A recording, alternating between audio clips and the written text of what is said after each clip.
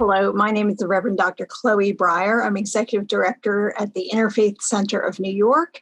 And whether you are brand new to our work or are a longtime supporter, you are most welcome this evening, and we are honored to have you here tonight with us. At the beginning of every ICNY Gala, where we present the James Parks Morton Interfaith Award, we begin the evening with prayers from diverse faith leaders. As a New York City organization proud of our diversity, we are of a mind where faith and place is very important to our work. To anchor us near our offices in Manhattan, we've asked Chief Dwaine Perry, the chief of the Ramapough Lenape Nation, to offer us an opening blessing with a water ceremony on the shores of the Hudson River. Chief Perry, the Ramapough Lenape, the Muncie people, the original people of this land. And we come to honor the water, and to all those who honor the water and understand the importance that the water that runs through this river also ran through our first grandmothers and the first mother on earth. Each and every woman on earth now shares a drop of that same sacred water that gives each and every one of us life. Without water, we would not be here. I brought simply shortly a small drop of water from the Ramapough Mountains, the streams that run through the streams and the valleys of the mountain. We are honored to be able to share a drop here in the Majesty with each and every one of you. We not only want to give honor to the river, but we want each and every one to remember. Without the water, we would have no grandmothers. Without grandmothers, we would have no life.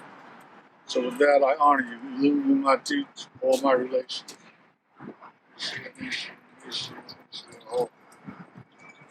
Thank you. Thank you, Chief Perry. As many of you know, the Interfaith Center of New York's mission is to overcome prejudice, violence, and misunderstanding by activating the power of the city's grassroots faith leaders and their communities.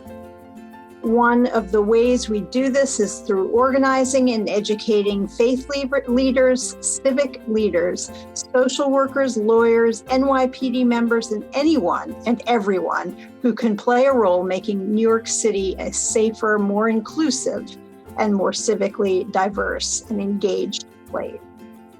Looking back, what is it that makes us most proud this past year? Well, first, we are proud of our work with the New York City Council members and other faith groups to get religious diversity education into New York City public schools.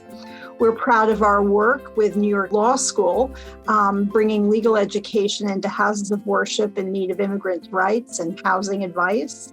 We're proud of the return of our dedicated program, the ICLA program that teaches civics skills to diverse faith leaders. And you'll hear more about this from Hanedi Dola, our Director of Community Partnership, later in the program. Our work to fight anti-Asian prejudice and hate and any kind of hate in the city. And our newest member of the staff, Minister Only Love Alston, whose racial justice organizing work you'll hear about later on this evening. And now for our program. At this time, we honor two outstanding individuals with an award named after our founder, the Very Reverend James Parks Morton.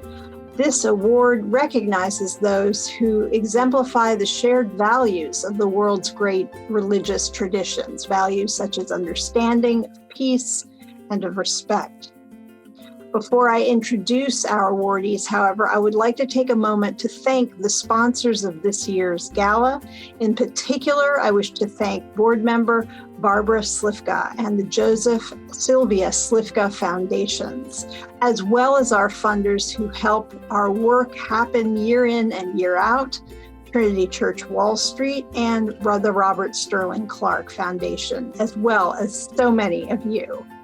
Your support is essential to our well-being, and the Interfaith Center of New York would not exist without you. So by making a gift to ICNY, you're directly supporting our grassroots faith leaders. And these are individuals who help make New York City the vibrant, civically engaged place that it is. I hope you will consider a gift.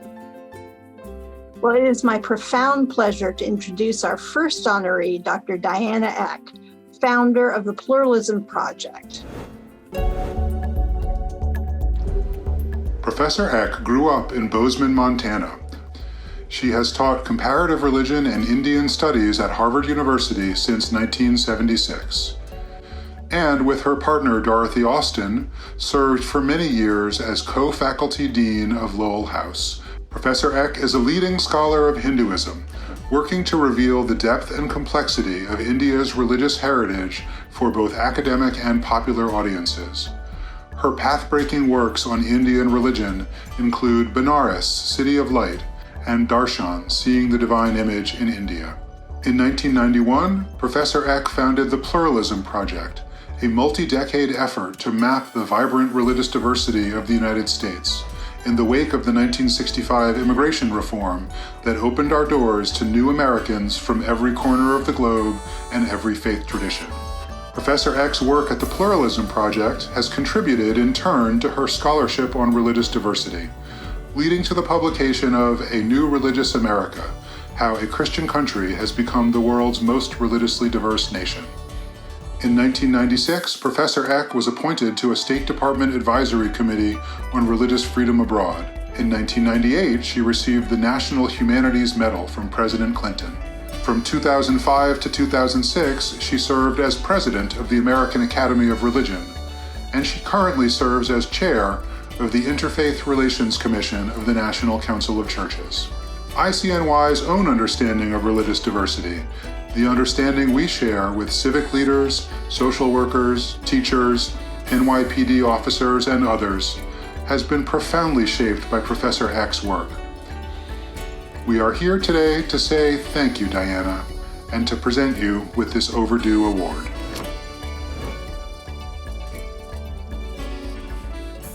I am delighted to accept this award in honor of James Parks Morton, whom I had the privilege of meeting at St. John the Divine. For years, he breathed interfaith awareness into the life of that great stone edifice with an invitation to the world of New York, in fact, to the whole world. Come in, Buddhist teachers, Shinto priests, Hindu yogis, Muslim feminists. And it is a special honor for me to receive recognition from the ICNY, which I have admired for the sheer energy and relevance of its work. The ICNY under Jim Morton and Chloe Breyer has developed a breathtaking array of important programs reaching into the most critical issues of the city's life, working with teachers and police officers and civic leaders and first-year law students to develop a deeper awareness of the religious and cultural diversity of this great city and what it means for their work. In these times, diversity training has become increasingly common, and yet it almost always excludes the crucial issue of religious diversity. ICNY has been a model of how to do it right. My own first involvement with interfaith work was actually global, working with the World Council of Churches in partnership with faith leaders around the world, especially in places where interfaith relations were and are critical to nations and societies. In the decades following the 1965 Immigration Act, it became clear that America is one of those places too.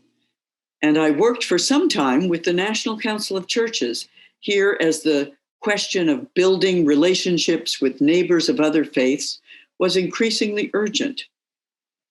But over my years of research with the Pluralism Project, I have become convinced that the most important interfaith work is not global or national, but local. Cities and towns across the country have increasingly developed interfaith initiatives, drawing together indigenous peoples, Jews and Christians, Muslims and Sikhs, Hindus and Buddhists. They take a multitude of form, and I call it the interfaith infrastructure. As important as global and national initiatives are, the work of the future, of our future, is local. right here in cities and towns, right here in Queens and Lower Manhattan and Long Island. As we get serious about roads and bridges and potholes and broadbands as a nation, we have to get serious about the human infrastructure that brings people together across the divides and challenges of today's cities. ICNY has done just this, and it is an honor to receive recognition from them. Thank you. Hello, I'm Hanedi Dola, Program Director for Community Partnerships at the Interfaith Center of New York. I'm delighted to have this opportunity to say thank you for your support and to tell you about one of ICNY's flagship programs, the Interfaith Civic Leadership Academy, made possible in part by the Robert Sterling Clark Foundation. This year's ICLA program looked a little different. Due to the pandemic, we had to reassess our initial plans for in-person learning.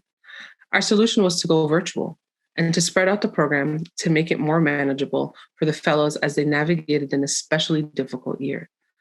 As the pandemic continued, we saw the power of social media grow, in particular for members of faith communities who are accustomed to gathering in person. This led us to add sessions like facilitating webinars and online training and using social media for social justice to ensure that our fellows had up-to-date tools at their disposal. Our ICLA fellows were tasked to create community-based projects to address key social justice and civic issues they saw as impacting their faith communities, using the skills they learned throughout the program. And the results were impressive. We invite you to head to interfaithcenter.org to the ICLA program page to learn more about this year's projects. Since 2019, during our gala, we take a moment to recognize the work of up-and-coming faith and grassroots leaders with what we call the Faith Justice Hero Award. Tonight, it is my pleasure to introduce two honorees who also happen to be fellows from our recent ICLA graduating class. They are community organizer Vijah Ramjattan and spiritual leader Pandit Vyaas Sukul. Through their leadership, we learned that Hindu rituals sometimes revolve around water, which unfortunately can lead to environmental and public health hazards due to the discarding of devotional objects. As ICLA fellows, Vijah and Vyaas combined forces to bring together New York City Hindu communities for an interfaith dialogue to explore eco-friendly worship practices. Here are images from the resulting beach cleanups at Jamaica Bay and the Whitestone Bridge.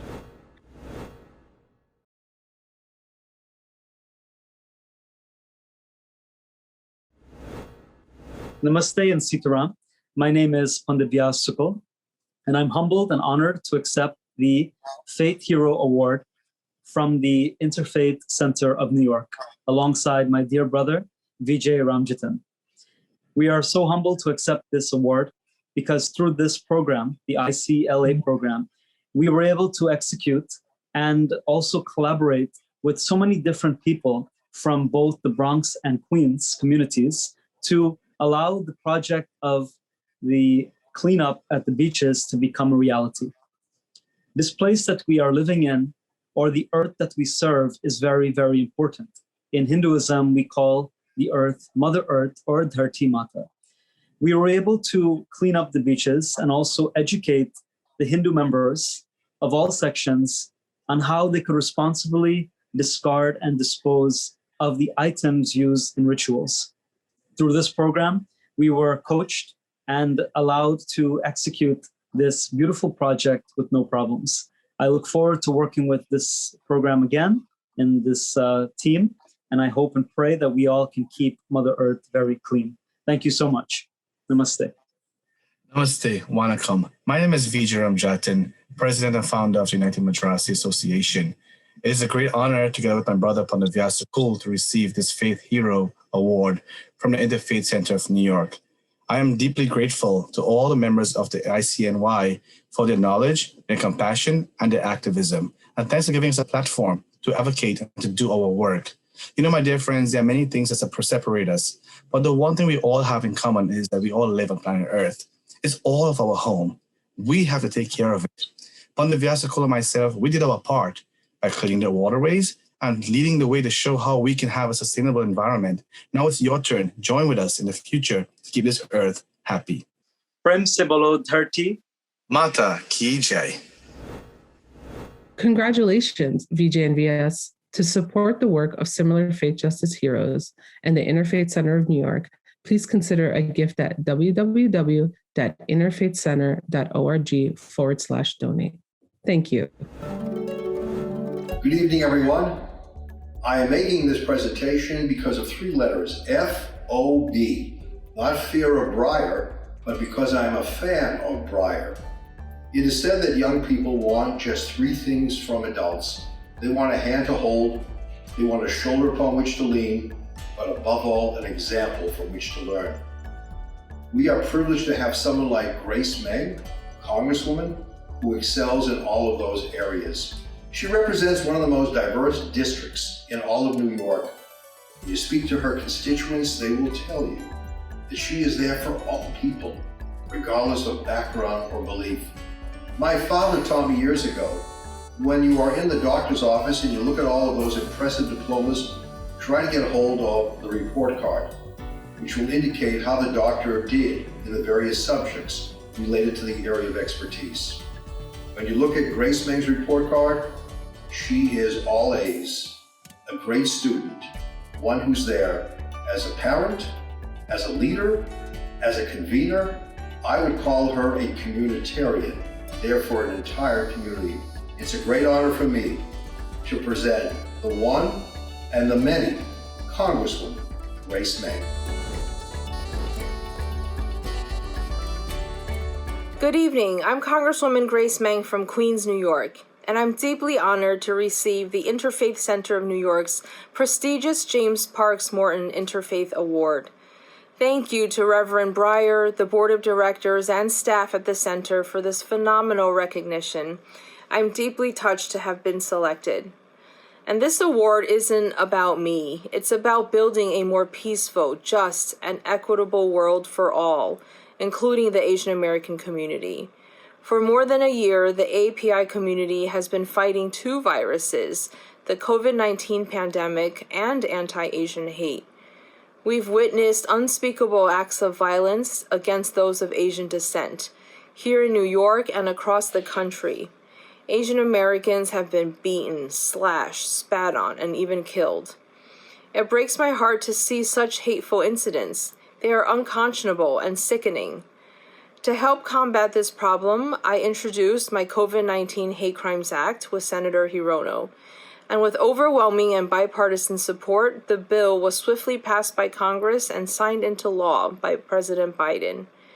My measure will go a long way in addressing these ongoing heinous attacks. But this new law does not only seek to improve conditions for Asian Americans, it applies to all communities, as many continue to struggle with the rise in bigotry and discriminatory acts. During this time of heightened anxiety, we must do all we can to protect the safety of every single person in our country. Everyone in America deserves to feel safe, no matter their race, ethnicity, religion, or background. I believe this moment in American history has planted new seeds of friendship and allyship. Today, the Asian American community is joined by those from the Black, Latino, Native American, Jewish, Muslim, LGBTQ, and so many other communities in our shared commitment to ending the violence and hate against us. Whether it's fighting anti-Semitism, standing with Black Lives Matter, or combating anti-Asian hate and violence, we can't solve our shared problems alone. We must unite. The answer to racism is never more racism. I believe that better days are ahead. With my COVID-19 Hate Crimes Act, now the law of the land, we're creating the foundation for a more perfect union. Please remember the importance of standing together with other communities. Solidarity is vital in our fight against intolerance. We are stronger when we say in a united and unified voice that there's no place for hate anywhere in our society, and that racism, xenophobia, and violence of any kind is unacceptable and must not be tolerated whenever and wherever it rears its ugly head. We all have a role to play. Everyone must do their part to put an end to acts of hate. Call it out, prevent it, report it. We need everyone to step up and stand against it. Our diversity has always made us stronger. We cannot and must not ever lose sight of this. In closing, I want to again thank you for presenting me with the distinguished James Parks Morton Interfaith Award. It's an incredible honor to have this recognition bestowed upon me. Thank you so much to the Interfaith Center for the great work you do to combat bias, prejudice, and hate. I look forward to continuing to work with you. And thank you to everyone watching. I send my warmest wishes for an enjoyable awards gala and much continued success. Thank you so much. Hello, my name is Minister Only Love Chica Alston, and I'm the Racial Justice Organizing Fellow for the Interfaith Center of New York. For over 13 years, I have done faith organizing rooted in racial justice. New York City is the most spiritually diverse city in our nation, but often the full diversity of New York's faith community is missing from the tables of organizing and advocacy. The Interfaith Center of New York is built on the understanding that an increase in the diversity of faith leaders at the table will lead to a more just New York City. And with support from Trinity Church Wall Street, we are meeting this critical need through organizing for an interfaith racial and economic justice compact for New York City. A compact is our term for a platform driven by faith leaders, which we presented to 2021 election candidates to endorse. And after the elections, we will continue to organize to hold New York's new administration accountable to making every program and policy on our compact a reality. We drafted this compact through hosting organizing meetings in partnership with the Micah Institute, which is a part of the Interfaith Center of New York, launching a survey to diverse faith communities where they identified the issues that were important to them, and by hosting candidate forums where those directly impacted by the issues were able to raise their concerns with candidates for Manhattan DA and the mayor of New York City. The Interfaith Youth Mayoral Town Hall was a chance for Jewish, Muslim, and Christian youth to lead a forum where mayoral candidates listened to the concerns of our city's youth.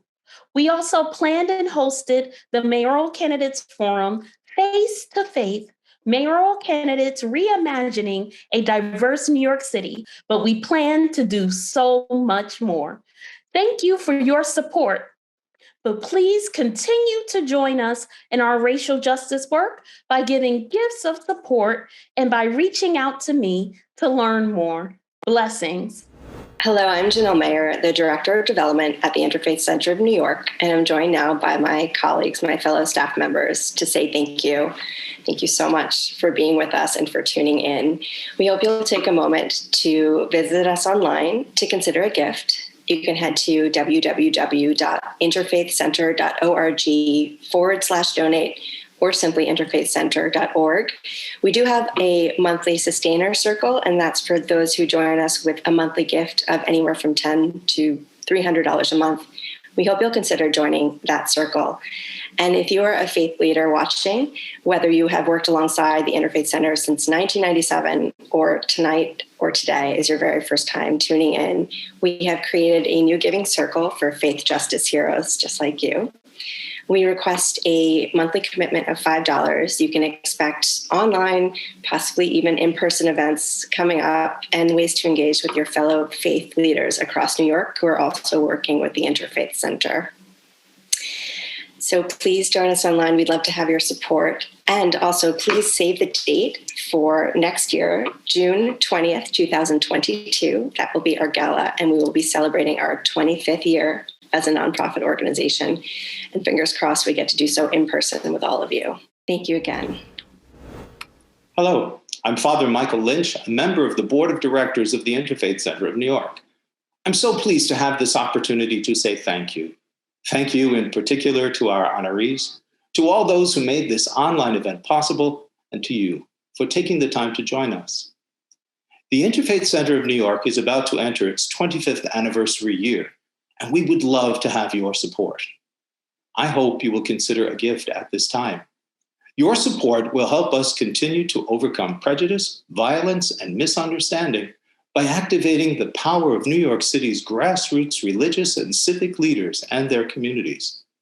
Please visit us online at www.interfaithcenter.org. It is now my privilege to introduce Her Majesty, Queen Mother Dòwòti Désir, who will offer a closing prayer. Greetings. This is Her Majesty Queen Mother, Reverend Dr. Dòwòti Désir, Houna II, Guely. I'm speaking to you from the city of Vijah in Benin, West Africa. Tonight's closing prayer is being said in the name of Papa Simbi, who is a Haitian voodoo loa, or force of nature, associated with healing in spaces of absence, of abnegation, where things are missing. Papa Simbi, fais-nous service outil pour mette que poser pour te gagner la tourment. Papa Simbi, help us to place balm, to relax hearts in spaces that are tormented. Fais-nous servir médicaments pour m'ba guérison côté gagner maladie. Help us to serve medication, good medicine, to give to healers in spaces of illness. Fais-nous mettre tête ensemble côté youn pa vle wè lot. Help us to find unity where people are fractured. Fais-nous mette pardon côté youn ap de respecte lot. Help us to put pardon and forgiveness where people are disrespecting one another. Fais-nous mette remen. Help us to put love côté youn ray lot where people hate one another. Fais-nous mette la vérité. Help us to put truth côté gen doute where there is doubt. Fais-nous mette confiance. Let us put confidence côté youn vle tromper lot where people are trying to dissuade one another. Fais-nous mette l'espoir. Let us put hope côté qui gagne découragement where there is discouragement. Fais-nous mette lumière. Let us put light côté gagne fait noir where there is darkness. Fais-nous mette que content. Let us put joy côté gagne la peine where there are hearts full of pain. Bilolo. It is my sincere hope and my prayer that each and every one of us shall be able to move forward in the bold light of love and acceptance, exemplified by tonight's honorees and the great work that the Interfaith Center of New York has been doing for many, many years. Aibobo, awu ashenago, bilolo. Thank you to Queen Mother Dòwòti Désir for that beautiful closing prayer. And as we close out the evening, I'd like to offer special thanks to the Interfaith Center of New York's amazing, amazing staff, and particularly for those intimately involved in the creation of this online gala, to Jonathan Cerullo, to Stephen, to Janelle. Thank you for all of your work. I want to also thank our gala committee that helped bring this all together. At this time, we would like to thank our board members for their tireless efforts in support of our mission. Thank you. If you had not had a chance to make a donation and would like to, please consider doing so on our website. We look forward to seeing you all in person at our next year's 25th anniversary of the Interfaith Center of New York. Same time, but in person. Thank you for watching. Good night.